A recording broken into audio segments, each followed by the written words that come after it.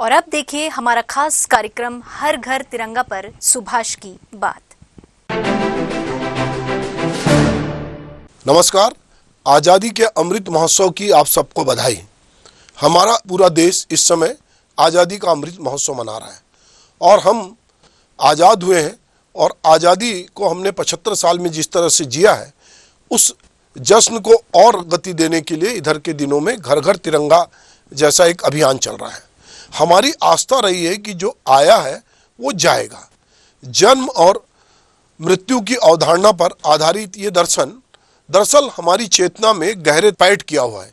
इसी के तहत ये स्थापना और विसर्जन जैसे धार्मिक कर्मकांड को हम निभाते आते हैं। जब हम किसी चीज़ की स्थापना करते हैं तो हम उसका विसर्जन करते हैं। स्थापना के वक्त जहाँ पूरा उत्साह और जोश नजर आता है, इसके विपरीत विसर्जन, जिसे हम आम बोलचाल में विदाई भी कह सकते हैं, वो उस समय वो भावुक क्षण होता है।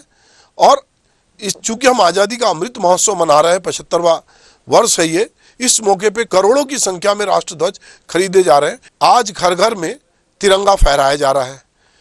प्रत्येक नागरिक के मन में देश का जो प्रतिनिधित्व करता हमारा राष्ट्रीय ध्वज, जिसे हम तिरंगा झंडा भी कहते हैं, उसका सम्मान भाव बना रहे, ये बहुत जरूरी है।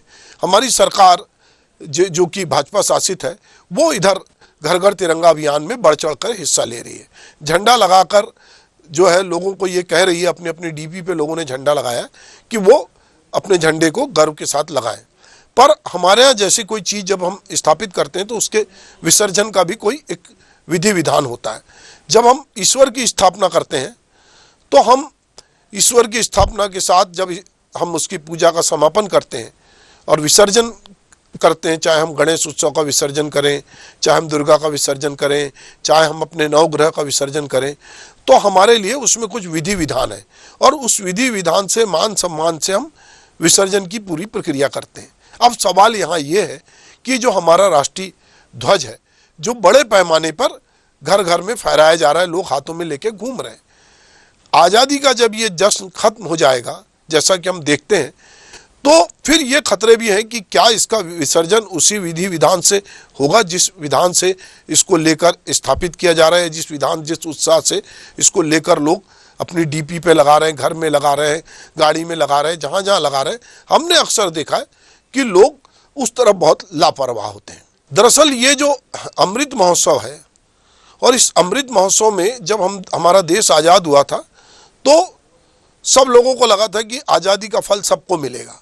गरीब से गरीब तबका जो है वो आज़ादी की जो अमृत फल है, जिसका आज अमृत महोत्सव मना रहे हैं, हर घर की बुनियादी ज़रूरतें पूरी होगी। पर ऐसा नहीं हुआ। तो हमारे समय के मशहूर शायर दुष्यंत कुमार को कहना पड़ा था कि कहाँ तो तय था चिरागा हर एक घर के लिए, कहाँ चिराग मैसर नहीं शहर के लिए, यहाँ दरख्तों के साये में धूप होती है, चलो यहाँ से चलें उम्र भर के लिए। तो सवाल ये है कि हम आज़ादी का महोत्सव मना रहे हैं, ये आज़ादी किन लोगों के लिए है और कोई इस आज़ादी को कौन कितने तरीके से मतलब इस आज़ादी का फल भोग पा रहा है या आज़ादी को एंजॉय कर रहा है। सवाल ये है कि हमारे संविधान ने हमको बहुत तरह की आज़ादी दी है, बहुत सारे अधिकार दिए हैं, पर क्या वो संविधान में जो प्रदत्त अधिकार हैं, क्या उन अधिकारों का आम नागरिक के हित में सम्मान हो पा रहा है या आम नागरिक उन अधिकारों का उपयोग कर पा रहा है। जहाँ तक मैं पूजा अर्चना की बात कर रहा था, तो जब हम ईश्वर की पूजा अर्चना करते हैं और विधि विधान से जब उनकी मूर्ति को स्थापित करते हैं और जब हम उसका समापन करते हैं, तो हम एक श्लोक जो है, जो पंडित पूजा कराते हैं, वो हमसे कहते हैं और हम अपनी तमाम गलतियों के लिए क्षमा मांगते हैं और हम कहते हैं ईश्वर से कि हे ईश्वर, अगर हम इस पूजा का समापन कर रहे हैं तो हमसे बहुत सारी त्रुटियां हुई हैं, हम नहीं जानते, हम अनजान हैं। मुझे लगता है कि हम राष्ट्रभक्ति के मामले में भी कहीं ना कहीं हमारी जो समझ है उस तरह से विकसित नहीं हो पाई है, जिस तरह से झंडे को लेकर या राष्ट्र को लेकर एक हम में गौरव का भाव होना चाहिए। तो ईश्वर को समर्पित ये श्लोक है, आवा हम न जानामी तवाचनम पूजनम चेव न जानामी क्षम्यता परमेश्वरी मंत्रहीनम क्रियाहीनम भक्तिहीनम सुरेश्वरी यत्र पूजित्यम न मया देवी परिपूर्णम तस्तु मां। जिस तरह पूजा अर्चना के लिए विधि विधान है, वैसे ही विधान जो है झंडा संहिता के तहत हमारे तिरंगे झंडे के लिए बने हैं, जिसे हम राष्ट्र ध्वज भी कहते हैं। हर कोई नेता, देश का सैनिक राष्ट्र ध्वज में लिपटकर अपनी अंतिम यात्रा का स्वप्न संजोता है। उसे लगता है कि यदि मैं राष्ट्र ध्वज में लिपट के जाऊंगा तो इससे अच्छी बात कोई नहीं हो सकता। तिरंगा हमारी आन बान शान का प्रतीक है। इस 15 अगस्त को सरकार के आह्वान पर घर घर तिरंगा अभियान के अंतर्गत झंडा फहराया जा रहा है और आप सबके हाथ में झंडा, ये अच्छी बात है।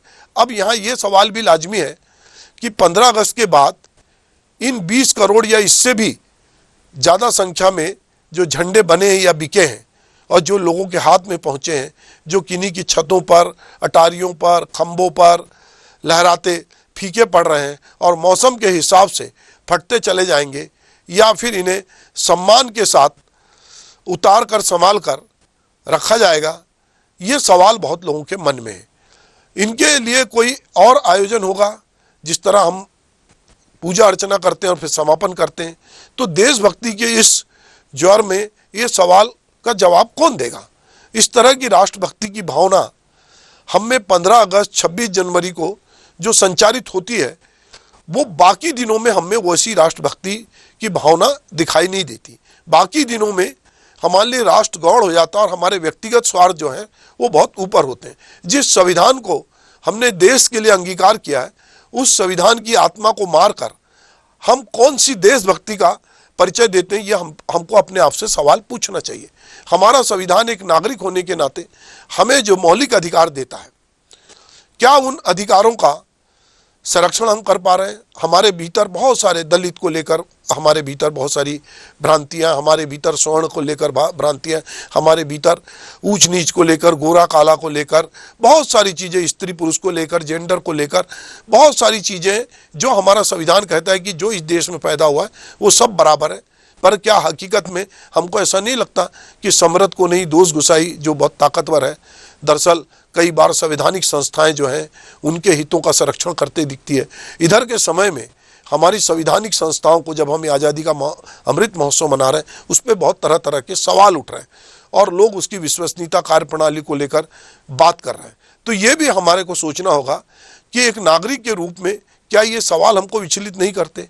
जब हम घर घर तिरंगा अभियान के अंतर्गत तिरंगा फहरा रहे हैं, तो हमको ये भी सोचना पड़ेगा कि ये तिरंगा जो हमारे संविधान से कहीं ना कहीं जुड़ा है, हमारी आन बान शान से, हमारे नागरिक अधिकारों से जुड़ा है, हमारे भारतीयता से जुड़ा है, ये तिरंगे की हम कितनी इज्जत कर पा रहे हैं? क्या हम इस तिरंगे की जो पीछे मूल भावना है, जो इसके 3 कलर हैं, जो अलग अलग भावनाओं को प्रदर्शित करते हैं, हमारी राष्ट्रीय एकता को प्रदर्शित करते हैं, क्या हम उस भावना से ओतप्रोत हैं, या लगता है कि ये झंडा नहीं कुछ खास लोगों का है? हमने पूरे देश को अलग अलग कलर में बांटने की कोशिश भी की है। इधर के सालों में हम देख रहे हैं कि रंगों से लोगों को बांटा जा रहा है। तो ऐसे समय में आज जब हम अमृत महोत्सव के अंतर्गत पूरा तिरंगा फहरा रहे हैं, तो हमको ये बात पर भी विचार करने की जरूरत है कि क्या ये हमारा जो राष्ट्रीय ध्वज है, जो हमारी एकता, अखंडता, हमारे साहस सबका परिचय देता है, हमें हमारे आपसे भाईचारा को बताता है, क्या हम उसको लेकर या उसकी भावनाओं को लेकर उतने ही सेंसिबल हैं जितना कि हम इस अभियान के दौरान बात कर रहे हैं? ये झंडा फहराना तभी सार्थक होगा, या घर घर में झंडा ले जाना तभी सार्थक होगा, जब इस झंडे को लेकर जिन लोगों ने आंदोलन किया है, जो कह रहे थे कि कदम कदम बढ़ाए जा, खुशी के गीत गाए जा, ये जिंदगी है कौम की, तू कौम पर लुटाए जा, यह झंडा ऊंचा रहे हमारा विश्व विजयी तिरंगा प्यारा।